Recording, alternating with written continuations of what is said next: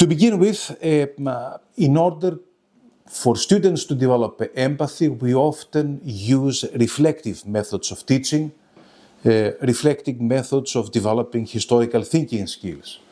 For example, when we explain to students what periodization is, and by periodization we mean the practice of dividing history into distinct periods or eras, to make it easier to study and understand historical developments, we encourage students to think about their own lives and periodize them in different ways. Hence, students often realize that there are different criteria by which we periodize in history, and also there are politics behind the names we give to different historical periods. With regards to the former, the different types of periodization in history, students understand that there is a periodization with a criterion related to the biological development, to their own biological development, the period of their infancy, their childhood, their teenagerhood, adulthood, etc. But there are also other periodization methods with a schooling as criterion. Somebody went at a nursery school, then at a primary, middle school and high school, then at university years.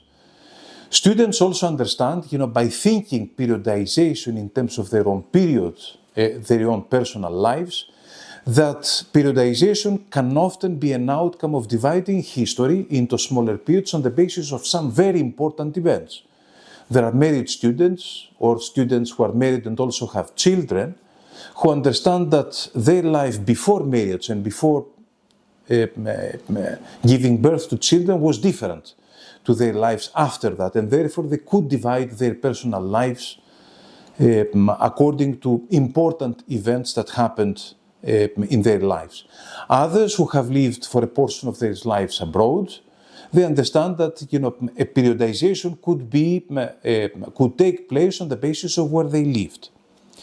So, connecting a certain historical concept to personal experience is one of the ways by which we try to utilize empathy for the purpose of constructing historical knowledge and understanding.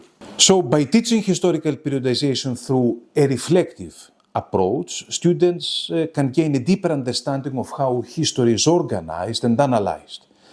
This method not only helps in mastering the concept, but also encourages students to apply historical thinking to their own lives, fostering a more personal and engaging learning experience.